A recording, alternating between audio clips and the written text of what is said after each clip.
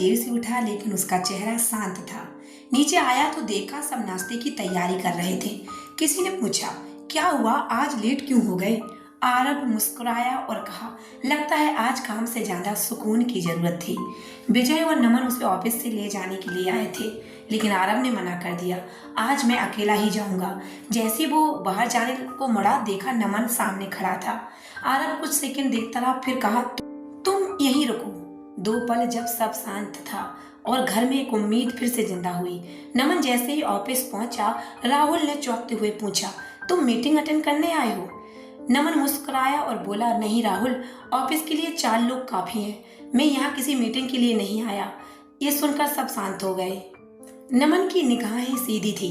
मैं यहाँ निया और रूही से मिलने आया हूँ। मीटिंग खत्म होते ही नमन ने निया को पार्क ले जाकर खेलने दिया और खुद चुपचाप रूही के पास बेंच पर बैठ गया। थोड़ी देर खामोशी रही, फिर नमन बोला, रूही, मुझे पता है तुम समझ गई हो कि मैं यहाँ क्यों आया हूँ। सुबह जब तुम्हारे कमरे से निकला तो आरव ने मुझे सब कुछ बता दिया। रूही चुप रही, लेकिन उसकी आंखें बहुत कुछ बोल रही थी। नमन ने एक फाइल निकाली और रूही के सामने रख दी। ये देखो, वो बोला। रूही हैरान रह गई, क्योंकि उसने कुछ ऐसा था जो शायद उसने कभी नमन से उम्मीद नहीं की थी। नमन ने रूही को एक फाइल थमाते हुए कहा, इसे पढ़ो, सब समझ जाओगी। रूही ने चुपचाप फाइल पढ़नी शुरू की और हर पन्ने के साथ उसकी सांसें रुकती जा रही थी। फाइल में एक लड़की का जिक्र था, सीमा, जो सिर्फ 20 साल की थी। उसके साथ बुरा हुआ था और फिर उसकी मौत। रूही की आंखों से आंसू बहने लगे। इतनी छोटी बच्ची के साथ ये सब। हर लाइन रूही के दिल पर चोट कर रही थी, लेकिन जब आखिरी पेज पलटा, उसका पूरा शरीर कांप गया।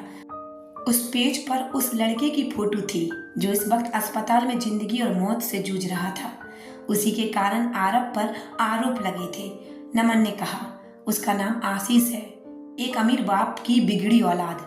6 महीने पहले उसने सीमा नाम की स्टूडेंट के साथ अपराध किया और सीमा की मां ने आशीष पर केस कर दिया, लेकिन पैसे और पावर ने इंसाफ खरीद लिया। सीमा की मां हार नहीं मानी।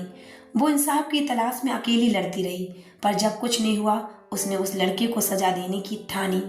अब रूही सब समझ चुकी थी कि आरव क्यों चुप था, क्यों टूटा था,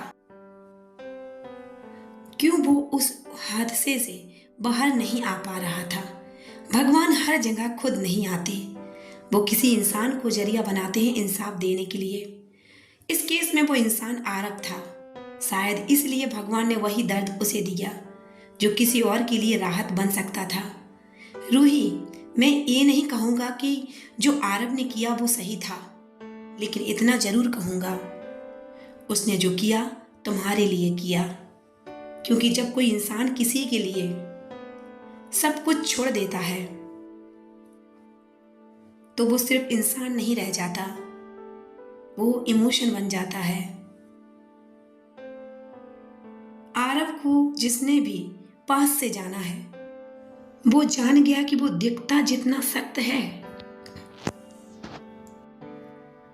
अंदर से उतना ही टूट चुका है। रूही को बताया गया।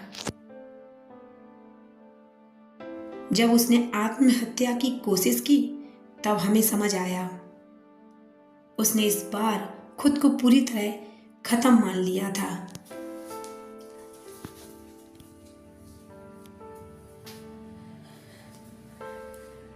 वो मान चुका था कि रूही अब कभी नहीं लौटेगी।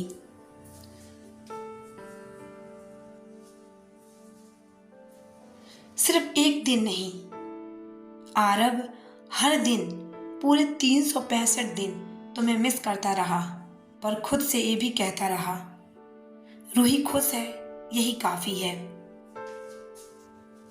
रूही, अगर वो आज भी सांस ले रहा है तो सिर्फ इसलिए क्योंकि उसकी एक सांस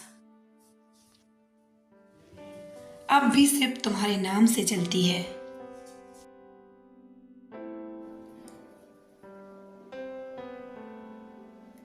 नमन की बात सुनने के बाद रूही जितनी हैरान थी, उतनी ही परेशान भी थी। उसे यकीन नहीं हो रहा था आरव उसे खोने से इतना डरता है। उसे इस बात की चिंता ज्यादा सता रही थी कि अगर किसी दिन उसे कुछ हो गया तो आरव कैसे जी पाएगा। काफी देर बात करने के बाद नमन ने रूही को एक वीडियो दिखाया जिसमें सीमा के पेरेंट्स आरब को बहुत दुआएं दे रहे थे। वे आरब का नाम तो नहीं जानते थे, लेकिन जिसे किसी ने भी आश्रय का ऐसा रूप दिया हो वो उनके लिए भगवान जैसा था। अब सीमा की आत्मा को शांति जरूर मिल जाएगी। नमन की बात पर रूही ने हाँ में सिर हिला दिया। रूही का गुस्सा ये सब देखने के बाद कहीं गायब सा हो गया था। निया के साथ थोड़ी देर मस्ती करने के बाद नमन उन दोनों को लेकर पास के एक रेस्टोरेंट में ले आया। उनका ऑर्डर आया ही था कि नमन का फोन रिंग करने लगा।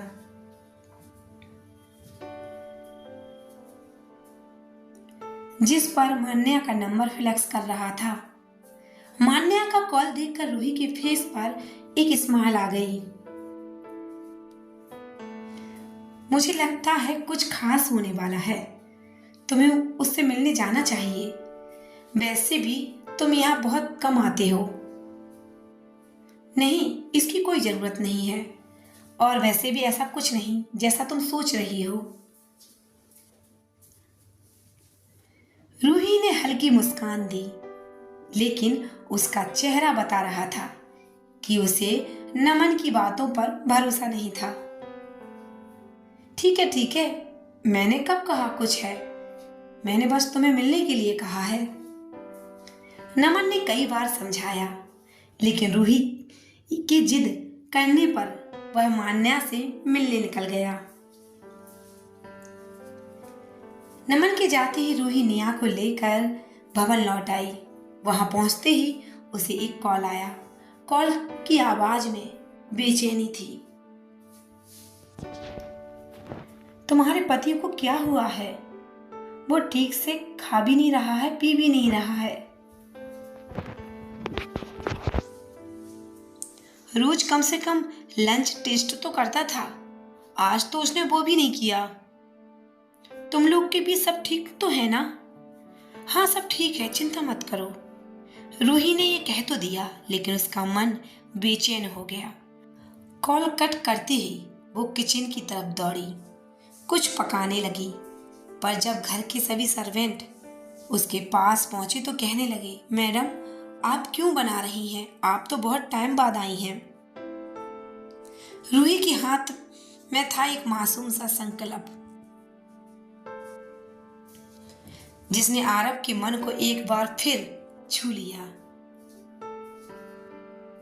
रूही को पता ही नहीं चला कि उसके किचन में आने से घर के सारे स्टाफ इकट्ठा हो गए थे। सब चौंक गए। मैम, आप अचानक यहाँ कैसे?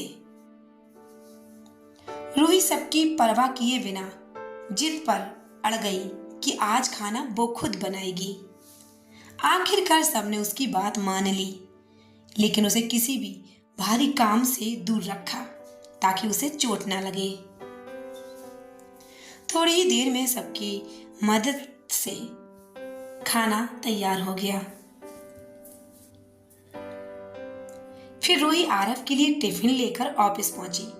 ऑफिस के बाहर खड़े होकर उसने गहरी सांस ली और अंदर चली गई। वहां आरव के साथ बैठे थे रमेश, विजय और राहुल। रूही को अचानक सामने देखकर सब हैरान रह गए। तुम यहां? रमेश ने पूछा और मन ही मन सोचने लगा। लगता है आज मेरी पिटाई पक्की है। विजय को पिछले दिन ही रूही और आरव के बीच की टेंशन समझ आ गई थी। उसे पूरा मामला तो नहीं पता था, लेकिन इतना जरूर जान गया था कि कुछ ठीक नहीं चल रहा है। विजय ने जल्दी से कहा, हम तीनों थोड़ी देर में आते हैं।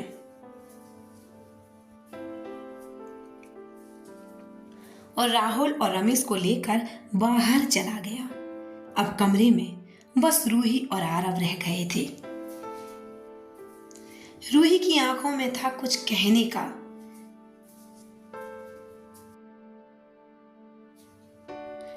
कहने का इंतजार, और आरव की नजरें झुकी हुई थी। आरव चुपचाप बैठा था, उसकी आंखें नीचे झुकी हुई थी। रूही ने पास आकर टिफिन उसकी टेबल पर रखा और बोली, मैंने तुम्हारे लिए खाना बनाया है, खाना खा लो। आरव हैरान रह गया। उसने धीरे से देखा और बोला, तुम यहाँ? रूही ने हल्की सी मुस्कान दी और कहा, हाँ, मैं आई हूं क्योंकि मुझे पता चला कि तुमने कुछ खाया नहीं है। आरव की आंखों में आंसू थे। वो सिर्फ इतना बोल पाया, मुझे लगा तुम मुझसे नाराज हो। रूही ने बिना कुछ कहे उसका हाथ पकड़ा और बोली, नाराज तो थी, लेकिन तुमसे प्यार भी तो बहुत है, और जिस दिन तुम ठीक से खाना नहीं खाते उस दिन मैं भी कुछ नहीं खा पाती। आरव